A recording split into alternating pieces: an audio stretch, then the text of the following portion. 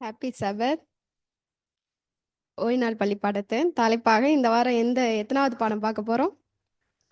10வது பாடம் பார்க்க போறோம். பாடத்தின் தலைப்பு என்னன்னா வழி, சத்தியம், இந்த தலைப்பின் கீழாக பார்க்க போறோம். மனன வசனமா என்ன கொடுத்திருக்காங்கன்னா யோவான் 1:18. தேவனை ஒருவனும் ஒரு காலும் கண்டதில்லை, பிதாவின் மடியில் இருக்கிற ஒரே பேரான குமாரனே அவரை வெளிப்படுத்தினார். இந்த பாடத்தை படிப்பதற்கு முன்பாக ஒரு சிறு ஜெபம் செய்வோம். எங்களை அதிகமாக நேசிக்கும் பரலோக தந்தை, இந்த வேலையும் கூட அன்பு தகப்பனே ஒரு நல்ல ஒரு பாடத்தை கொடுத்துருக்கீங்க, அதற்காக நன்றிப்பா. இதோ படிக்கும் போகும்போது உம்முடைய கிருபை எங்களோடு இருக்கட்டும், உம்முடைய பிரசன்னம் எங்களோடு இருக்கட்டும்ப்பா. படிக்கிற பாடங்களை ஆசீர்வதிங்க, கேட்குற பிள்ளைகளை ஆசீர்வதிங்க. தெரியாத அநேக விஷயங்களை நாங்கள் தெரிந்து கொள்ள நீர் உதவி செய்யுங்க. மேய்ப்பர் இயேசு கிறிஸ்து நாமத்தில் ஜெபங்களை கேட்டணும் ஜீவனுள்ள நல்ல பிதாவே, ஆமீன். இந்த யோவான் புஸ்தகம் ஃபர்ஸ்ட் எடுத்தீங்கன்னா ஒரு 4 பிரிவா இதை பிரிச்சிருக்காங்க. யோவான் புஸ்தகத்தை என்னன்னா ஃபர்ஸ்ட் முன்னுரைன்னு ஒரு பகுதி கீழே வந்திருக்கு. முன்னுரை எதுல இருக்குன்னா யோவான் 1ஆம் அதிகாரம் 1லேருந்து 18 வசனங்களுக்குள்ள அந்த முன்னுரை இருக்கும். ரெண்டாவதா அதுல என்ன கொடுத்துருப்பாங்கன்னா இயேசு யார், அவர் அறிமுகம், அவர் வார்த்தையா இருக்கிறார், அவர் தேவரா இருக்கிறார், என்றென்றும் ஜீவித்திருக்கிறவரா இருக்கிறார் அப்படிங்கிற விஷயங்களை அந்த 1லேருந்து 18க்குள்ள நம்ம பார்க்கலாம். இதுதான் முன்னுரையா கொடுத்துருக்காங்க. ரெண்டாவது அடையாளங்களின் புத்தகமா இருக்கு. இந்த விஷயத்த எங்க இருக்குன்னா யோவான் 1:1 19லேருந்து 12ஆம் அதிகாரம் 50 வசனங்கள் வரைக்கும் அடையாளங்கள் சம்பந்தமான விஷயங்கள் நிறைய இடம்பெற்றிருக்கும். அதுல கடவுள் செய்த அடையாளங்கள், அதன் மூலமா நமக்கு சொல்ல போற கருத்துக்கள் எல்லாமே அதுல அடங்கியிருக்கும். மூணாவது என்ன இருக்குன்னா மகிமையின் புத்தகம். அது மூணாவதா எங்க இருக்குன்னா யோவான் 13ஆம் அதிகாரம் 1 அதுலேருந்து 20ஆம் அதிகாரம் 31 வசனங்கள் வரை என்ன இருக்குன்னா மகிமையை பற்றி தான் அங்க கூறப்பட்டிருக்கும். பிதாவாகிய தேவனை குறித்து மகிமையா இவரோட செயலின் மூலமா அவர் அந்த இடத்துல வெளிப்படுத்தியிருப்பாங்க. இறுதியா முடிவுனா ஃபேர்வெல் மெசேஜ் இருக்கும். அது எதுலேருந்து எது வரைக்கும்னா 21ஆம் அதிகாரம் 1லேருந்து 25 வசனங்குள்ள இந்த முடிவுரை சம்பந்தமான விஷயங்கள் இருக்கும். பிரிந்து போகிறதுக்கு முன்னாடி கடவுள் சொன்ன காரியங்கள் எல்லாம் இந்த இறுதி பகுதியில இடம்பெற்றிருக்கும். இதுல இப்ப நம்ம படிக்க போற பாடத்துல உள்ள ஒரு 7 முக்கியமான அம்சங்கள் இருக்கு. அது நல்ல ஒரு பிரபலமான ஒரு வாக்கியங்கள், அறிக்கைகள்னு சொல்றாங்க. அதுல எல்லாமே என்ன ரிப்பீட் ஆகும்னா நானேங்கிற ஐயம்ங்கிற அந்த விஷயம் ரிப்பீட் ஆயிருக்கும். என்னன்னா நானே ஜீவ அப்பம், நானே உலகின் ஒளியாக இருக்கிறேன், நானே ஆடுகளுக்கு வாசலாக இருக்கிறேன், நல்ல மெய்ப்பனாக இருக்கிறேன், நானே உயிர்த்தெழுதலும் ஜீவனுமா இருக்கிறேன். இப்ப நம்ம பாடத்தின் தலைப்பா இருக்கறனால நானே வழி, சத்தியம், ஜீவனுமா இருக்கிறேன், கடைசியா நான் மெய்யான திராட்சை செடி. இது எல்லாமே நானேங்கிறத முன்ன வைத்து தேவன் கொடுத்திருப்பாரு. இந்த விஷயங்கள் எல்லாமே இப்ப நம்ம படிக்க போற பாடங்கள்ல இடைப்பட்டிருக்கும். முதல் பாடமாக உங்களுக்கு மாதிரியே காண்பித்தேன்ங்கிறத பத்தி என்ன கடவுள் சொல்லியிருக்காருன்னு பார்ப்போம். கடவுள் இது எப்ப பேசுறாருன்னா அவரு சிலுவையில் அறையப்படுறதுக்கு முன்னாடி பிரியாவிடையப்ப இந்த விஷயங்களை குறித்து பேசுறாரு. அப்போ சீடர்களுக்கு நிறைய என்ன கொடுக்குறாரு, அறிவுரை கொடுக்குறாரு.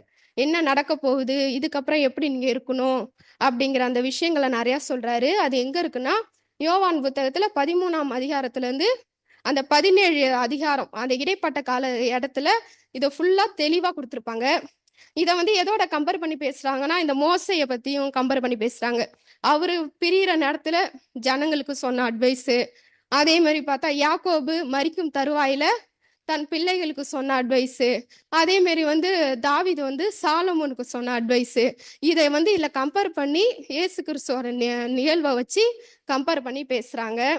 இப்ப எக்ஸாம்பிளுக்கு ஒரு யாக்கோபை பத்தி நம்ம பேசணும்னா யாக்கோபு என்ன பண்ணாருன்னா அந்த மரிக்கிற தருவாயில என்ன பண்ணாரு, தன் பிள்ளைகள் எல்லாரையும் கூப்பிட்டு அவங்க கிட்ட ஃபர்ஸ்ட் இடத்துல என்ன சொல்றாரு, என்னை பிதாக்கள் உள்ள இடத்துல அடக்கம் பண்ணுங்க அப்படின்னு சொல்றாரு. அதேமே என்ன சொல்றாரு, கடவுள் சொன்ன மாதிரி உங்களை கானான் தேசத்துல கடவுள் சந்தித்து உங்களை கானான் தேசத்துக்கு கூப்பிட்டுட்டு போவாரு. மூணாவது என்ன சொன்னாரு, தன் பிள்ளைகளை ஒவ்வொருவரையும் என்ன பண்றாரு, ஆசீர்வதிக்கிறாரு. இதே விஷயத்தான் இயேசு கிறிஸ்துவும் தம்முடைய பிள்ளைகளுக்கும் 1 by 1 எல்லாத்தையுமே சொல்றாரு. எதுக்கு அடிக்கடி யோவான் என்ன பண்ணுவார்னா பழைய ஏற்பாட்டையும் புதிய நடக்கிற காரியங்களையும் கம்பேர் பண்ணி தான் பேசுவாரு. ஏன்னா பழைய ஏற்பாட்டோட நிறைவேறுதலாதான் இயேசு கிறிஸ்து இருக்கிறார் என்பதை உணர்த்தும் வகையில அடிக்கடி என்ன பண்ணுவாருன்னா பழைய ஏற்பாட்டு சம்பவங்களோட இதை கம்பேர் பண்ணி பேசுவாரு. இறுதியா இயேசு கிறிஸ்து என்ன பேசினார்னா, நீங்க சோர்ந்து போகாமல் திடம் கொள்ளுங்கள். ஏன்னா உங்களுக்காக நான் யாரை அனுப்ப போறேன்? ஒரு தேற்றவாளனை உங்களுக்காக அனுப்புவேன். அதனால நீங்க என்ன பண்ணுங்க, உறுதிய கடைசி வரைக்கும் என்ன துன்பமா இருந்தாலும் சரி, எவ்வளவு கஷ்டமான காலத்திலயும் நீங்க என்ன பண்ணுங்க, உறுதியா இருங்க, உண்மையா இருங்க அப்படின்னு நிறைய அட்வைஸ் பண்றாரு. அதுக்கப்புறம் அதே இதுலயே பாடத்துல கீழே ஒரு விஷயம் கொடுத்திருப்பாங்க. ஒரு மாதிரியை காண்பித்தேன் தலைப்பு இருக்குல்ல, அதுக்கான மெயினான காரியம் இங்கதான் வரும். என்னன்னா தாழ்மையை குறித்து இங்க சொல்லுவாங்க. அது வந்து ஆரம்பத்திலே தெரியும் கிறிஸ்து வந்து எப்படி இருக்காருன்னு சீடர்களுக்கு தெரியும்னா, தாழ்மையா இருக்காருங்கிறது அவங்க தெரியும். எப்படி தெரியும்னா, அவரு பிறந்த விதம், வளர்ந்த விதம், அவரு சாப்பாடு, அவர் மற்றவங்கள்ட்ட பழகுற விதம், அதை வைத்தே அவங்களுக்கு தெரியும் அவர் எப்படி உள்ளவரு, ரொம்ப தாழ்மை குணம் உள்ளவருன்னு தெரியும். ஆனா எந்த இடத்துல அவர் உச்சகட்டத்தை அவங்க கவனிக்கிறாங்கன்னா, திருவிருந்துல தான் கவனிக்கிறாங்க சீஷர்கள். அதோட ரொம்ப முன்ன தாழ்மைங்கிறதுக்கு ஒரு படி மேல ரொம்ப மனத்தாழ்மையோட அவர் இருக்காருங்கிறத அந்த திருவிருந்து ஆராதனையில் தான் அந்த சீஷர்கள் நல்லாவே தெரிஞ்சுக்கிறாங்க. ஏன்னா அந்த காலத்துல வந்து விருந்துனாலே என்ன பண்ணுவாங்க, யாராவது அந்த எஜமான்களோட கால்களை கழுவ யார் இருப்பாங்க? வேலைக்காரர்கள், அடிமைகள் யாராவது அங்க இருப்பாங்க.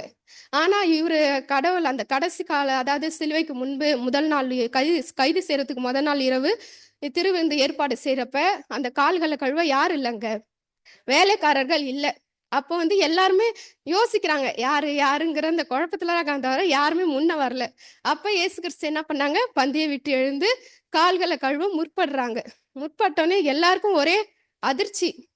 என்னடா இவரு மேசியா எஜமான் இவரு போய் கால்களை கழுவுறாங்களேன்னு எல்லாம் அப்படியே திகைப்போட நிக்கிறாங்க. அதுல ஒருத்தவங்க வந்து அந்த திகைப்பு தாங்காம கேள்வி கேட்கிறாரு. யார் கேட்கிறா? பேதுரு கேட்கிறாரு. நீங்க வந்து நீங்க எப்படி காலை கழுவலாம், நீங்க என் காலை கழுவக்கூடாது அப்படிங்கிறாங்க. உடனே இயேசு கிறிஸ்து சொல்றாங்க, காலை கழுவலன்னா என்கிட்ட உன்கிட்ட பங்கு கிடையாது அப்படின்னா.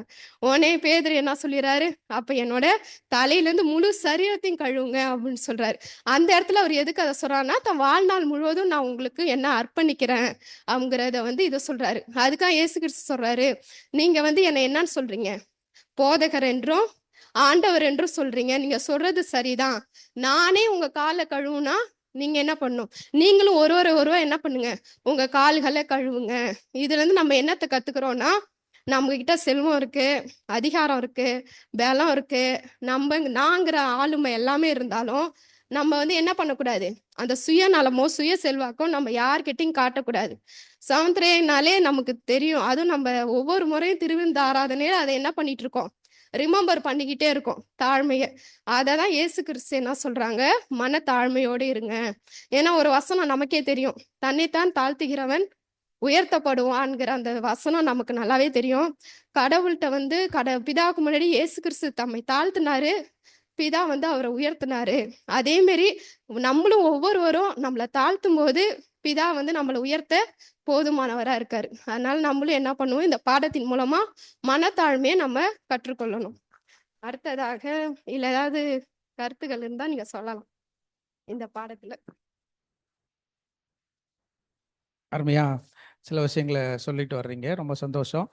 இந்த கால் கழுவுதல் விஷயத்துல பேசும்போது நம்ம கம்யூனியன் சர்வீஸை கூட நம்ம லிங்க் பண்ணுறாங்க, ரொம்ப சந்தோஷம். இப்போ நம்ம அந்த ஃபீலிங் நம்மக்கிட்ட எப்படி இருக்குது, நம்ம ஒருத்தர் கழுவுகிற பொழுது இந்த புரிதலோட நம்ம கழுவ ஆரம்பிக்கிறோமா அப்படிங்கிறத நம்ம கொஞ்சம் ஆலோசனை பண்ணால், கலந்துரையாடினா நல்லாயிருக்கும் அப்படிங்கிறத நான் யோசிக்கிறேன். என்ன, நம்ம ஏதோ ஒருத்தருடைய காலை கழுவுறோம், தண்ணியை ஊற்றி ஒரு காலை கழுவுறோம் அப்படிங்கிற ஒரு நினைவுகள் தானே அந்த இடத்துல இருக்குது. இல்லை, ஏசப்பா மாதிரியான அவங்க காலை கழுவுகிற பொழுது அவங்க காலை கழுவல, அதாவது சரீரத்தை அவர் வந்து கழுவி விடலை, சரீரத்தை வந்து அவர் தண்ணி ஊற்றி கழுவல, அது நேரடியாக நடக்கிற ஒரு சம்பவம். ஆனால் மறைமுகமாக நடக்கிற சம்பவம் தான் நம்ம படிச்சுக்க வேண்டிய பாடம். அவன் மறைமுகமாக நடக்கிற பாடம் என்ன, அவங்க மனசுல இருக்கிற அழுக்குகளையும் அவர் கழுவுகிறார். அவங்க மனசுல இருக்கிற அழுக்கு என்ன அப்படிங்கிறத அவங்க சொல்றாங்க, எக்ஸ்பிளைன் பண்றாங்க. இப்போ அதை வந்து நம்ம கழுவி விடுறதுக்கு நம்ம என்ன செய்யறோம்? இப்போ ஏசப்பா கழுவுகிற பொழுது, ஏசப்பா வந்து காலை கழுவுறப்போ அங்க சீசர்கள் மனதில் இருந்த விஷயங்கள் கழுவப்பட்டிருக்கு, அப்படிதானே? அதை நீங்கள் தீர்க்கதரிசிக்கிட்ட போய் படிச்சீங்கன்னா அந்த என்ன எக்ஸ்பிளைன் பண்ணுறாங்க, உள்ளார வராமல் வஞ்சனை, அதுக்கு வந்து மேட்டிமை, பெருமை, இதெல்லாமே அவர் கழுவி விடுறாரு அப்படின்னு சொல்லி நம்ம புரிஞ்சுக்கிறோம். சரி, அப்படி கழுவணும் அப்படின்னு சொன்னா, அப்படி கழுவப்படணும்னு சொன்னா, கழுவ போறவங்க எப்படி இருக்கணும்? இல்லை அப்படித்தானே? கம்யூனியன் சர்வீஸில் காலை கூட்டுறா, நம்ம மேலே சேரில் உட்காந்துட்டு காலை நீட்டிட்டு உட்காந்துருக்கோம், பாட்டை பாடிட்டு உட்காந்துருக்குறோம். ஆனால் மனசுக்குள்ளே என்ன வண்டி ஓடிட்டு இருக்கு? இதுதாங்க.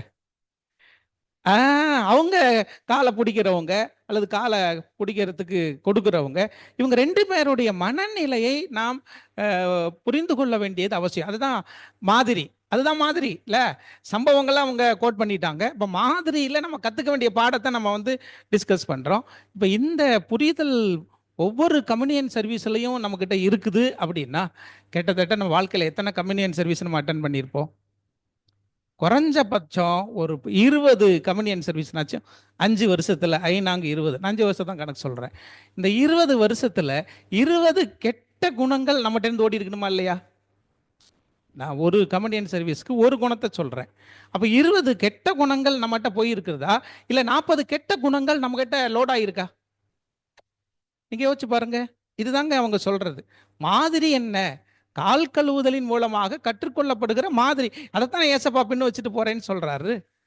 அப்போ அந்த மாதிரி அதை மெயினாக அவங்க தாழ்மை அப்படின்னு சொல்கிறோம். பாடத்தில் நம்ம தாழ்மையை பார்க்குறோம். என்ன தாழ்மை நம்மகிட்ட இருக்கு? தாழ்மை என்ன? தாழ்மை நீங்கள் யோசிச்சு பாருங்க. இன்னைக்கு நம்மை உயர்த்தி காட்டுவதற்காகத்தான் நாம் எல்லா சூழல்கள்லையும் பிரயாசப்படுறோம். எந்த இடத்துல இருந்தாலும் நம்முடைய பிரசன்னம் பெருசாக தெரிய வேண்டும். கடவுளை விட பெருசாக தெரியணும்னு கூட கடவுளுக்கு மேலே நம்ம நினைக்கணும் அப்படிங்கிறதே இல்லை. நம்ம பிரசன்னம் மற்றவர்களுக்கு முன்பதாக பெரிதாக இருக்க வேண்டும் அப்படின்னு நம்ம நினைக்கிறோம்னாவே, செயல்படுறோம் அப்படின்னாவே நம்ம எப்படி தான் இருக்கோம்? இப்போ குணம் தாண்டி, இப்போ பாருங்க, பெருமை, மேட்டிமை, பொறாமை, பகைமை, இதை தாண்டி அடுத்த ஸ்டெப்புக்கு நம்ம போகிறோம். இது 2வது முதல் லெவல் சரீர பிரகாரமா, 2வது லெவல் ஸ்பிரிச்சுவல் லெவல் அப்படின்னா, அந்த ஸ்பிரிச்சுவல் லெவல்ல அடுத்த ஸ்டெப்புக்கு போகிறோம். நம்ம பிரசன்னத்தை பற்றி பேசிட்டு இருக்கிறோம், நம்ம யோசிக்கிறத பற்றி பேசிட்டு இருக்கிறோம். சரிதானா? நம்ம நினைவுகள் எப்படி இருக்கிறது? இதெல்லாமே கிறிஸ்துவனுடைய சீசர்களாகிய நாம் கற்றுக்கொள்ள வேண்டிய மாதிரி அப்படின்னு சொல்றார். அதனால குணங்களில், நினைவுகளில் நமக்கு மாறுதல் வர வேண்டியது அவசியம். ரொம்ப பெருசாக இந்த பாடத்தை வச்சிருக்கிறாங்க. நம்ம பேச வேண்டிய மிகப்பெரிய டாபிக் இது. நேரம் கருதி நம்ம அவங்க அடுத்த பாடத்துக்கு போயிடுறேன்ட்டாங்க. அதனால நம்ம அடுத்த பாடத்துக்கு போயிடலாம். அடுத்ததாக அடுத்த கருத்து என்னன்னா, நான் நிச்சயம் மறுபடியும் வருவேன். திங்கட்கிழமை பாடத்தை பார்ப்போம். அதில் வந்து மெயினாக எந்த வசனங்களை மேற்கோள் காட்டுறாங்கன்னா, யோவான் 14ஆம் அதிகாரம் 1லேருந்து 3 வசனங்கள். 13ஆம் அதிகாரத்திலே இயேசு கிறிஸ்து என்ன சொல்லுவாங்கன்னா, நான் இந்த பூமியிலேருந்து போக போகிறேன், இன்னும் கொஞ்சம் காலம் தான் அவங்க கூட இருப்பேன், அதனால என்ன பண்ணுங்க, நீங்கள் ஒருவருக்கு ஒருவர் என்ன இருங்க, அன்பா இருங்க அப்படின்னு சொல்லி அவங்க எல்லாமே அந்த இடத்துல அட்வைஸ் எல்லாம் பண்ணிட்டு இருக்காங்க. அப்போ பேதுரு சொல்றாங்க, நான் வந்து என்ன பண்ணேன், நீங்க எங்க போறீங்க அப்படின்னு கேட்டோன்னே இயேசு கிறிஸ்து சொல்லுவாங்க, நான் போற இடத்துக்கு நீ வர முடியாது, பின்ன வருவ, ஆனா வந்து நீ என்ன இருக்கிற வரைக்கும் ஒருவர் அன்பா இருங்க, தினம் கொள்ளுங்க அப்படின்னு சொல்றாங்க. ஏன் வரக்கூடாது அப்படின்னு பேதுரு தான் எல்லாத்திலும் கொஸ்டின் கேட்டுட்டே வராங்க. ஏன் வரக்கூடாது அப்படின்னு திரும்ப பேதுரு கேட்குறாங்க. இல்ல நீ இப்போதைக்கு நீ வர முடியாது அப்படின்னு இயேசு கிறிஸ்து சொல்றாங்க. அப்ப அவர் சொல்றாரு, உங்களுக்காக நான் என்ன பண்ணுவேன், என் ஜீவனையே கொடுப்பேன் அப்படின்னு உறுதியா சொல்றாரு. உடனே அந்த இடத்துல இயேசு கிறிஸ்து என்ன சொல்றாங்க, ஏன்னா முற்காலமும் கர்த்தர் அறிந்தவர். உடனே இயேசு கிறிஸ்து என்ன சொல்றாங்க, நீ சேவல் கூவதற்கு முன்ன 3 முறை என்ன பண்ணுவ, மறுதலிப்ப அப்படிங்கிறாங்க. அந்த நேரத்துல அவர் சொன்ன தீர்க்க தரிசனம் அந்த இடத்துல நிறைவேறுது. அதுக்கப்புறம் தொடர்ந்து நம்ம பார்த்தோம்னா, யோவான் 14ஆம் அதிகாரம் 1ஆம் வசனத்துல கடவுள் சொல்றது மாதிரி, உங்கள் இருதயம் கலங்காதிருப்பதாக அப்படிங்கிறாங்க. கலங்கல் அப்படிங்கிறது விஷயம் வந்து எதை குறிக்குன்னா, டரசோ அப்படிங்கிறாங்க, கிரேக்க வார்த்தை அது. அதுக்கான மீனிங் என்னன்னா, குழப்பம் அடைகிறது, அப்புறம் பரபரப்பு. அந்த கடவுள் நம்ம இவ்வளவு நாள் நம்ம கூட இருப்பாரு, அவர் தான் ராஜாவா இருப்பாருங்கிற நினைச்சிட்டு இருக்க சீடர்கள் கிட்ட திடீர்னு நான் போறேன் அப்படின்னா உங்களுக்கு எப்படி இருக்கும் அந்த இடத்துல? சோ அவங்க என்ன அமைதி இழக்கிறது, கலவரம், அதை குறிக்கிற விதமா தான் கலங்காதிருப்பதாக அப்படின்னு இயேசு கிறிஸ்து அந்த இடத்துல வைக்கிறாரு. 2வது வசனத்துல பார்த்தா, அதுக்கு அவங்க வந்து குழப்பத்திலே இருக்கனால அவங்களுக்கு ஒரு ஆறுதல் சொல்ற வசனமா 2வது காரியத்தை சொல்றாரு. என் பிதாவின் வீட்டில் அநேக வாசஸ்தலங்கள் இருக்கு அப்படிங்கிற ஒரு இதை முன்னாடி வைக்கிறாரு. ஏன்னா வாசஸ்தலங்கிறப்ப அந்த இடத்துல வந்து என்னன்னா ஒரு சத்திரத்துல அறையா இருக்கும்ல, அந்த விஷயத்தெல்லாம் அந்த இடத்துல மேற்கோள் பண்ணி காட்டுவாங்க. வாசஸ்தலத்துக்கு நான் பிதாவின் இடத்துல வந்து நிறைய வாசஸ்தலம் இருக்கு, நான் வந்து என்ன பண்ணுவேன் வருவேன் அப்படிங்கிற ஒரு மீட்பின் திட்டத்தை அந்த இடத்துல வெளிப்படுத்துறாரு. 3வதா பார்த்தான்னா என்ன சொல்றாங்க, நான் போய் இருக்கிற இடத்துல நீங்களும் வந்து வரும்படிக்கு நான் மீண்டும் நான் என்ன வருவேன் அப்படிங்கிறாரு. இந்த இடத்துல எதை குறிக்கிறாருன்னா தன்னுடைய 2ஆம் வருகையை அந்த இடத்துல பகிரங்கமா அங்க சீடர்கள் கிட்ட வெளிப்படுத்துறாரு. சொன்னனுமே அவங்களுக்கு வந்து என்ன இருக்குன்னா தேவன் நிச்சயமா வருவாருங்கிறத வந்து இந்த வசனத்தின் மூலமாவே அவங்க என்ன பண்ணிருக்கலாம், நல்லா தெரிஞ்சிருக்கலாம். ஏன்னா அவரு உண்மை உள்ளவரை வந்து கண்டிப்பா ஒரு வார்த்தை சொல்லும்போது கண்டிப்பா அது நடக்குங்கிற விசுவாசம் நமக்கும் இருக்கணும், சீடர்களுக்கும் இருக்கணும். சோ கடவுளோட 2ஆம் வருகைக்கு நம்ம என்ன பண்ணணும்னா அவருக்காக காத்து கொண்டு இருக்கணும். கண்டிப்பா அவர் வருவாருங்கிற நிச்சயத்தை நமக்கு இந்த செய்தியின் மூலமா கொடுத்திருக்காரு. இதுல உங்க கருத்துக்கள் ஏதாவது இருந்தாலும் நீங்க ஷேர் பண்ணலாம், இல்ல ஏதாவது சொல்லணும்னாலும். கடவுள் ஏன்னா கண்டிப்பா வருவேங்கிற இந்த வார்த்தையை நமக்கு நம்பிக்கையோட கொடுத்திருக்காரு. அதனால நம்ம இறுதி வரை என்ன பண்ணணும், நம்பிக்கையோட இந்த காரியத்துக்காக நிற்கணும் அப்படின்னு சொல்றாங்க.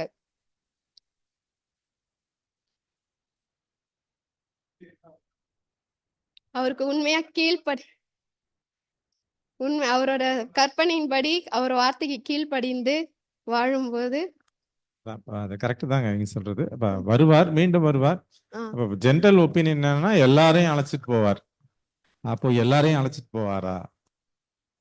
எல்லாரும் அந்த நம்பிக்கையில தான் வாழ்றாங்க. ஆமா. கிறிஸ்தவ உலகமே என்ன எதிர்பார்க்குது, ஆண்டவருடைய 2ஆம் வருகையில நம்ம எல்லாரும் போவோம். அப்ப யாரை வந்து அழைச்சிட்டு போவார்? புனிதா, நீங்க என்ன சொல்றீங்க?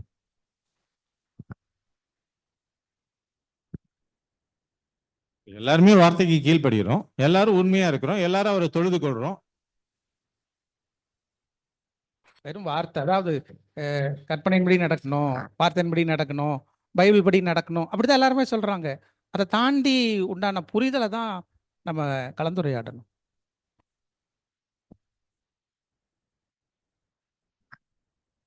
இல்ல. அதாவது அவர் யார அழைச்சிட்டு போவார்னா, உங்கள அழைச்சிட்டு போவாரா? என்ன அழைச்சிட்டு போவாரா?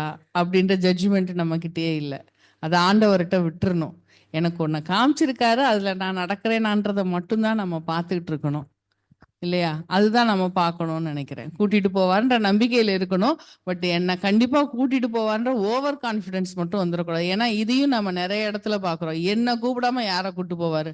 நான்லாம் பிறந்ததுல இருந்தே அட்வென்டிஸ்ட். பிறந்ததுல இருந்தே கை கொண்டுகிட்டு இருக்கேன். அப்படியெல்லாம் இருக்கவே முடியாது யாராலையும். இல்லையா? படிக்கிறாங்கல்ல, எல்லாருமே பைபிள் படிக்கிறாங்க, எல்லாருமே ஜெபம் பண்றாங்க. அட்வென்டிஸ்ட் மாத்திரம் அல்ல, வந்து இந்த உலகத்தில் இருக்கிற பைபிள் படிக்கிற, இயேசுவை ஏற்றுக்கொண்டு இருக்கிற, இயேசுவினுடைய வார்த்தையின்படி நடக்கிறேன்னு சொல்லிட்டு இருக்கிற எல்லாருமே அந்த நம்பிக்கையின் அடிப்படையில் தான் வாழ்றாங்க. ஈவன் அட்வென்டிஸ்ட்டுமே அப்படி தான் வாழ்க்கை நடத்துறாங்க. இப்போ நீங்க சொன்னது சரியான பதில் தான். உங்களை அழைச்சிட்டு போவாங்க, என்ன அழைச்சிட்டு போவாங்கன்னு சொல்ல முடியாது. யாரும் அப்படி இல்லாமல் பேசக்கூடாதுங்கிறது சரிதான். ஆனால் என்ன மாதிரியான குவாலிட்டி வேணும் அதுதான் நம்ம புரிஞ்சுக்கிறோம். அதுதான் நம்ம பேசணும்னு சொல்லி நம்ம விரும்புறோம். அது அதான் எப்படி கலந்துரை- சொல்லாங்க பாஸ்டர்? ஒவ்வொருத்தருக்கும் ஒரு வெளிச்சம் கிடைச்சிருக்கு, அந்த வெளிச்சத்துல அவர்கள் உண்மையா இருக்கணும், அப்படி சொல்லி எடுத்துக்கலாங்களா பாஸ்டர்?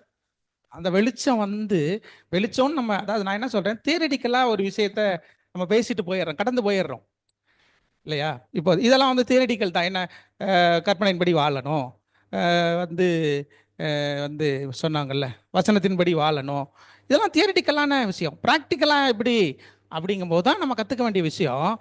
அவர் தீர்க்கதரிசி சொல்கிறாங்க, தம்மை போன்று அவரை போன்று அவருடைய சாயலில் யார் இருக்கிறார்களோ அவர்களை என் சொந்த ஜனங்கள் என்று சொந்தம் கொண்டாட அவர் வருகிறார். அப்படிதான் பிரிட்டா ப்ராப்பர்சி கமாண்ட் நமக்கு பேசுது. அப்போ அவருடைய சாயலில், அப்போ அவருடைய சாதா நம்ம கம்பெனியில் படித்தோம். போன கிளாஸ் அதை கண்டினியூ பண்ணுது. இந்த கிளாஸ், இந்த வகுப்பு, இந்த 2வது நாள் பாடம் எப்படி அதை கண்டினியூ பண்ணுது? அங்கே அவருடைய தாழ்மை, அவருடைய குணம், அவருடைய சாயல், இதெல்லாமே நம்ம பார்க்குறோம்ல. இப்போ அடுத்த பாடத்துலையும் நம்ம அதை பேசுவோம். இப்போ அப்படி பார்க்கும்போது அவருடைய சாயலில் யார் இருக்கிறார்களோ அவர்களைத்தான் எனது ஜனம் என்று சொந்தம் கொண்டாட அவர் வருவாருன்னா, இப்போ நான் அவருடைய சாயலா என்ன சொல்லுவோம், வெளிப்புறமா நான் அவருடைய சாயல் மாதிரி தான் இருக்கேன், வெளிப்புறமா அவருடைய சாயல் தான் இருக்கேன். ஆனா மைண்டு, கேரக்டர், இது அவர் மாதிரி இருக்கா? இது அடுத்த பாடம் பேசும், அப்போ நம்ம உள்ள வச்சு பேசிக்கலாம். இப்ப நம்ம ஜென்ரலா பாக்குறது பாத்தீங்கன்னா, அவருடைய சாயல்ல இருக்கிறவங்க வெறும் நாட் ஓன்லி அட்வென்டிஸ்ட் மட்டும்தான் அவங்க சாயல்ல இருக்காங்களா? இல்ல உலகத்துல இருக்கிற எந்த மனுஷனா இருந்தாலும் யாரெல்லாம் அவருடைய சாயல், அதான் அவருக்கு கண்டிப்பா. கிடைச்ச வெளிச்சத்துல கண்டிப்பா சாபத் கீப்பர் மட்டும் தான் அவங்களுடைய சாயல்ல இருக்கிறாங்க அப்படிங்கறது நம்ம சொல்றோம். இருக்காங்க, அவங்க இருப்பாங்க தான்.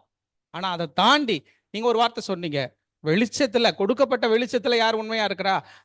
ஹிந்துஸ் கூட இருக்கலாம், முஸ்லிம்ஸ் கூட இருக்கலாம், யார் வேணா இருக்கலாம், எங்க வேணா இருக்கலாம். ஆனா கிடைச்ச வெளிச்சத்துல உண்மையா இருந்தாங்க, சரியா இருப்பாங்க. ஆனா கிடைச்ச வெளிச்சத்துல உண்மையா இருக்கவங்க அட்வென்டிஸ்ட்ல வந்துருவாங்க.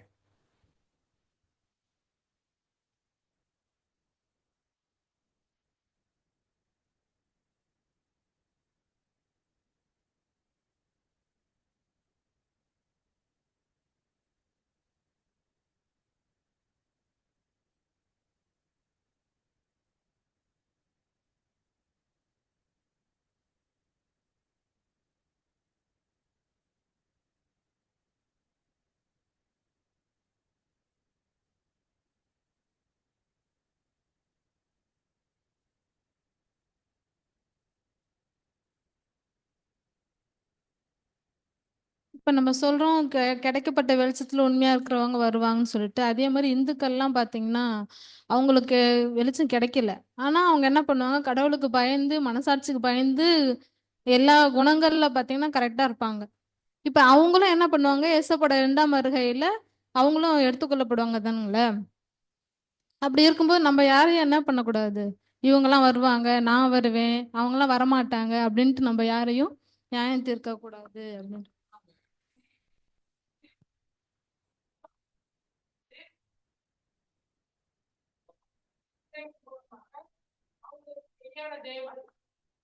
அப்படிங்கிறத சொல்லுவாரா சொல்ல மாட்டாரா?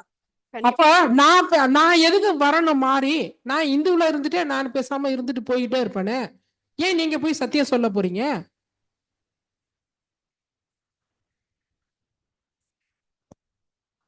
அவங்க சொல்றாங்க. ஒருவேளை அவங்களுக்கு அந்த சத்தியம் போய் கிடைக்காம கூட இருந்திருக்கலாம். ஆனாலும் அவங்களுக்கு தெரிஞ்ச வகையில அவங்க உண்மையா இருந்திருக்கிறவங்க.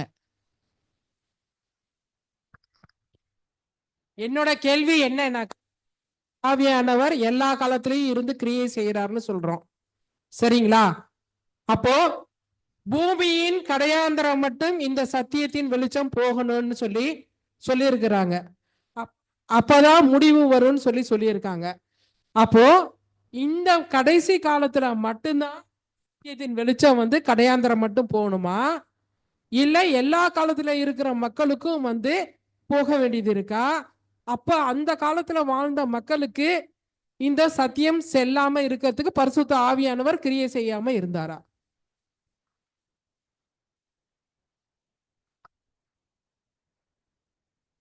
அவங்க கொஞ்சத்துல உண்மையா இருக்கிறப்ப கடவுள் கண்டிப்பா அவங்களுக்கு அதை வெளிப்படுத்துவாரு.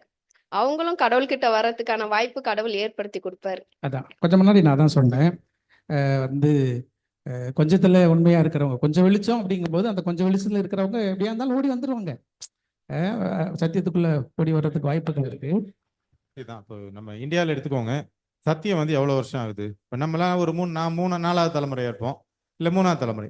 அதுக்கு முன்னாடி வாழ்ந்த நம்ம முப்பாட்டர்கள் கடவுளுக்கு அவங்களுக்கு கிடைச்ச வெளிச்சத்துல உண்மையா இருந்தா அவங்க பரலோகத்துக்கு வருவாங்கல்ல. அவங்களுக்கு வெளிச்சம் கிடைச்சிருக்கிறதுக்கு வாய்ப்பு இல்லைங்க பாஸ்டர். இப்ப அதுக்கு ஒரு வசனம், ஏதோ ஒரு வசனம் வருது இல்லைங்க, அவன் அந்த கிரியைகளுக்கு தகுந்த மாதிரி அவனுக்கு.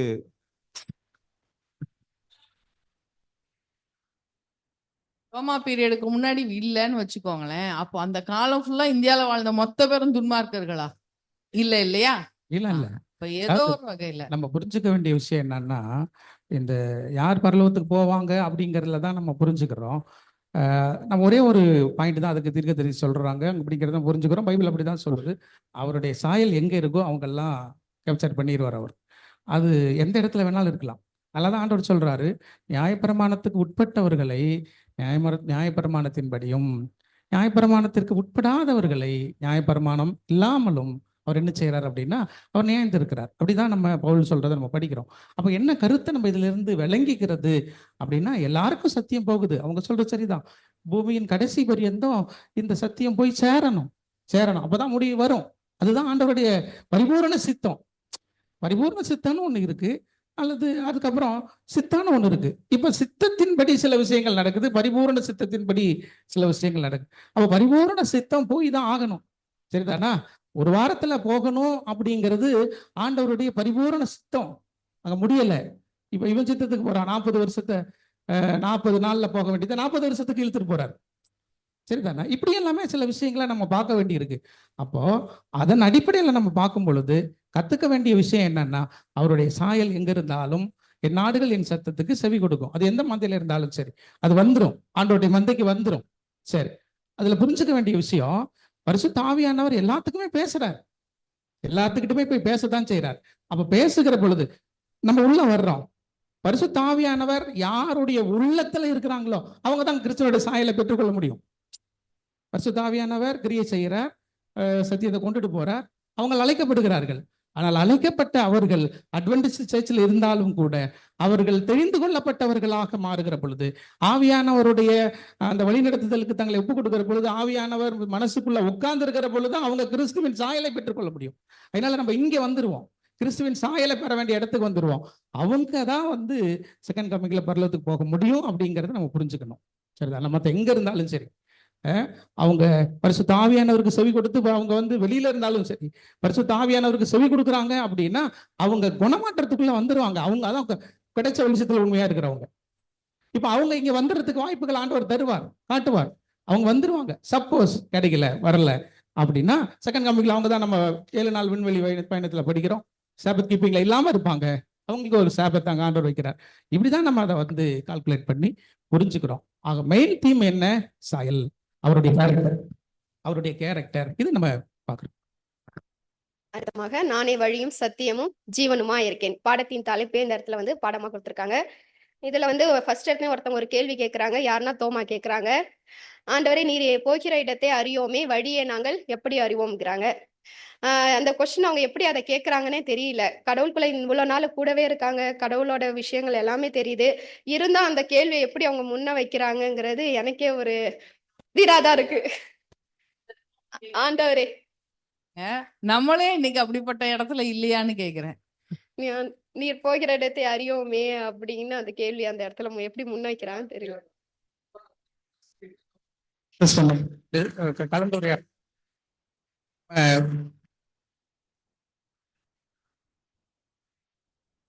எப்படி நம்ம தோமா பத்தி படிச்சோம் அப்படின்னா, அவன் யதார்த்தவாதி. என்ன யதார்த்தவாதி? இயேசு கிறிஸ்து முதல் முறை தரிசனமானதுக்கு அப்புறம் அங்க போயிடுறாரு. அடுத்த நாள் தான் சொல்றாங்க தோமா கிட்ட, நாங்களாம் ஏசப்பா பார்த்தோம், அதெல்லாம் செட் ஆக தம்பி, நான் வந்து கையில தொட்டு பார்த்தால ஒழிய அதெல்லாம் பார்த்தால ஒழிய நான் நம்ப மாட்டேன் அப்படின்னு சொல்லிட்டு இவர் போயிடுறாரு. 7 நாளும் மொத்த 6 நாள் இவங்க கூட தான் இருக்கிறார். ஏசு கிறிஸ்து வந்துட்டு போனதுக்கு அப்புறம் 1 வீக் இவங்க கூட தான் இவர் இருக்கிறார். இப்ப மறுபடியும் வந்து ஏசப்பா சந்திக்கிற பொழுது, இங்க வா, உன் கையை எடுத்து என் விழாவுல போடு, என் காயத்தை பாரு அப்படின்னு சொன்ன அதே வார்த்தையை சொல்லுகிற பொழுது இப்ப இவர் யோசிக்கிறார். என்ன யோசிக்கிறாரு அப்படின்னா, இவங்க சொல்லியிருப்பாங்களோ ஒரு வேலை, இந்த கூட இருந்தவங்க எல்லாம் நம்ம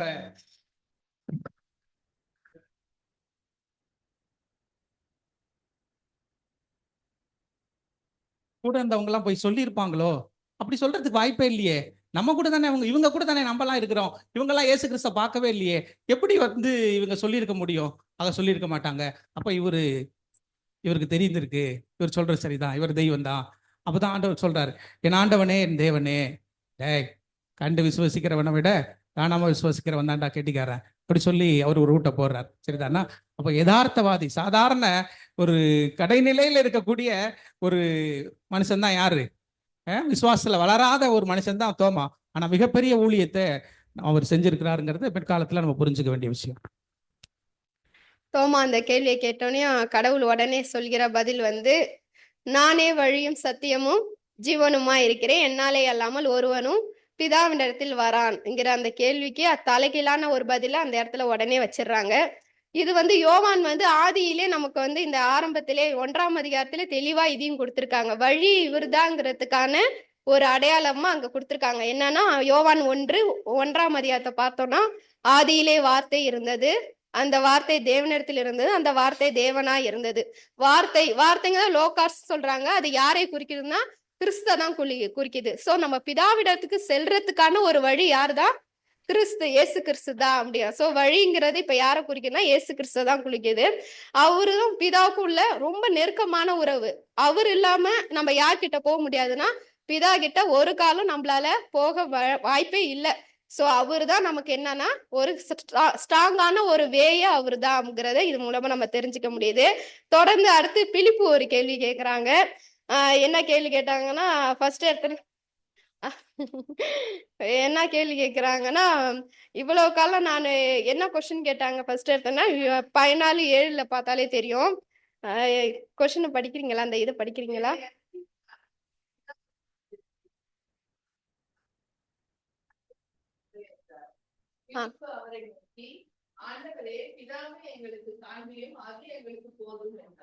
இவரும் ஒரு கொஸ்டினை ஃபர்ஸ்ட் காட்டுறாரு, பிதாவை எங்களுக்கு காண்பியும்னு. ஆனா பிதாவை நம்மள நேரா பார்க்க முடியுமா? பார்க்க முடியாது. ஏன்னா பாவ சரீரமாகிய நம்மளால நம்ம என்ன பண்ண பரிசுத்தரா இருக்கிற பிதாவை காண முடியாது. நம்ம இது பழைய ஏற்பாட்டுல கூட பார்த்திருக்கலாம். யாத்ராகமம் 33:20 வசனம். அதுல கூட தெளிவா இருக்கும். யாத்ராகமம் 33 அதிகாரம் 20 வசனம். 33:20.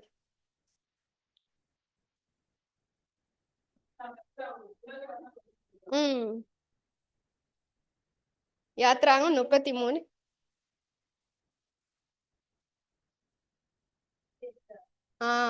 எந்த மனிதரும் என்ன பண்ண முடியாது, அவரை பார்த்து உயிரோடு இருக்க முடியாது. ஏன்னா அந்த அளவுக்கு அவர் ஒரு பரிசுத்தரா இருக்காரு. அதனால அவரை பார்க்க முடியாது. அதுக்குதான் உடனே இயேசு கிறிஸ்து பதில் கொடுக்குறாங்க, இவ்வளவு காலம் நான் உங்களோடனே கூட இருந்தும் நீ என்னை அறியவில்லையா? என்னை கண்டவன் பிதாவை கண்டான். அப்படி இருக்க பிதாவை எங்களுக்கு காண்பியும் என்று நீ எப்படி சொல்லுகிறாய்? அப்படிங்கிற கேள்வியை அந்த இடத்துல அவரு பதில அந்த இடத்துல வைக்கிறாரு. இயேசுதான் பிதாவிடம் செல்வதற்கான ஒரு வழி.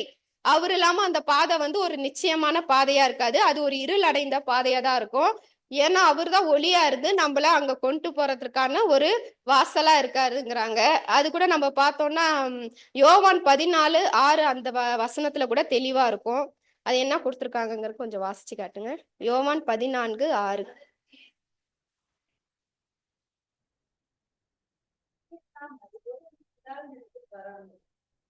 அதே மாதிரி யோவான் 1:23.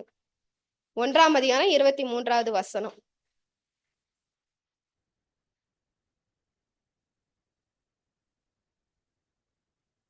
சமுத்திரத்திலே கூப்பிடுகிறவனுடைய சத்தமாய் இருக்கிறேன் என்றான். கர்த்தருக்கு வழியே செவை பண்ணுங்கள்ங்கிறான். சோ வழிங்கிறது இந்த இடத்துல இயேசு கிறிஸ்துவ தான் குறிக்குதுங்கிறது இந்த இடத்துல தெளிவா இருக்கு. அடுத்ததாக புதன்கிழமை பாடம் பார்ப்போம். சத்தியம். இப்போ ஏன் அந்த இடத்துல வழி சத்தியம் அதை நம்ம எப்படி புரிஞ்சுக்கிறோம்?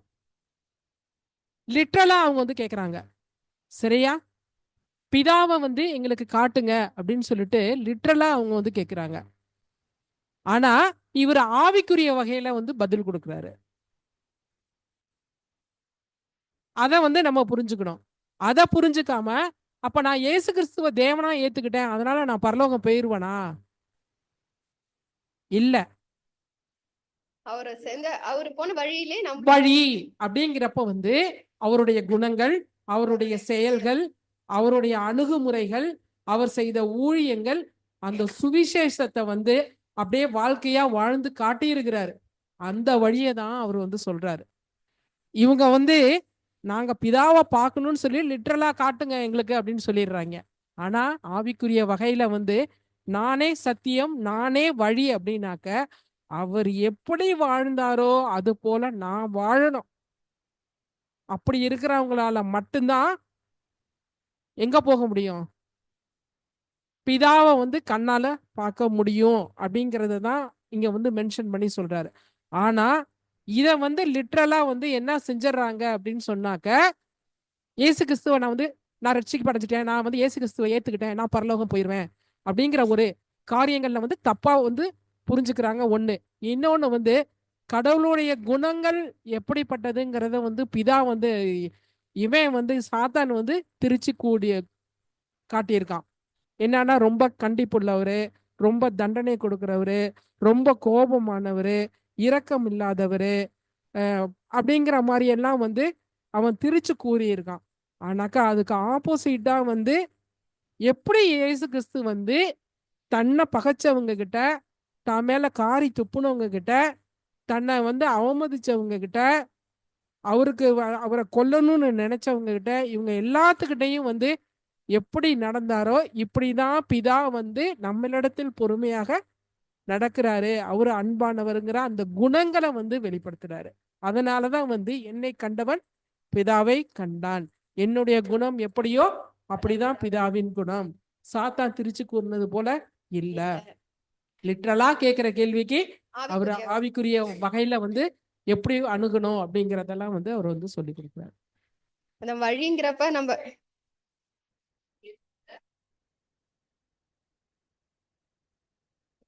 எனக்கு தோணுச்சு, யாரு பரலோகத்துக்கு போவா அப்படின்னு சொல்லி கேட்கும்போது சாயலை நாம பெறணும்ட்டு. இப்போ நீங்களும் அதை சொல்லிட்டீங்க, எப்படி நாம வந்து ஆண்டவரை போல மாறணும்ட்டு. அப்போ அப்படிப்பட்ட ஒரு குணம் நமக்குள்ள வரும்போது நம்ம பரலோகத்துக்கு போகணுன்றத பத்தியே நாம யோசிக்க மாட்டோம். எப்படி மோசே ஒரு இடத்துல இந்த மக்கள் வரலன்னா என்னோட நேமையும் கிறுக்கி போட்டிருக்கேன்ட்டாரு சொன்னாரோ, அந்த மாதிரி நான் பார்க்குற ஒவ்வொருத்தரையும் பார்க்கும்போது, ஐயோ இந்த ஆத்துமா பரலோகத்துக்கு போகணும், இந்த ஆத்துமா பரலோகத்துக்கு போகணுன்ட்டு தான் எனக்கு வந்து அவங்களுக்கு சத்தியம் சொல்லணும், அதுக்கேற்ற மாதிரி நடந்துக்கணும்னு தோணுமே தவிர, நான் பரலோகத்துக்கு போவேன் அப்படின்ற எண்ணமே என்னை எடுபட்டு போயிடும். நான் போவேன் போகல அதை பத்தின அந்த தன்னிலை மறந்து அடுத்தவங்களுக்காக நாம வந்து எவ்வளவு தூரம் இறங்கி ஊழியம் செய்யறோமோ அதுதான் வந்து ஆண்டவரை காண்பிக்கிறதான அந்த வாழ்க்கை முறையா மாற முடியும்னு நினைக்கிறேன். வழிங்கிறது இந்த இடத்துல அந்த கடவுளோட குணாதிசயங்கள், செயல்கள், ஊழியங்கள் அதுதான் மெயினா அந்த இடத்துல விவரிச்சு காட்டுறாங்க. விசுவாசிச்சா போதும் அப்படிங்கிற இதா நினைச்சுக்கிறாங்க. ஆனா அவர் செய்த காரியங்களை அவங்களும் செய்யணும். அவரு முன்மாதிரியா வைத்து நம்ம செயல்படணுங்கிறதா இங்க வெளிப்படுத்திருக்காங்க. அடுத்து நானே சத்தியம், வழி, சத்தியம், ஜீவன் எல்லாம் தொடர்ந்து அவரேதாங்கிறது நமக்கு தெரியுது. ஆனா உங்க வசனத்தின் மூலமா நம்ம பார்ப்போம். யோவான் 1:14 14 வசனம்.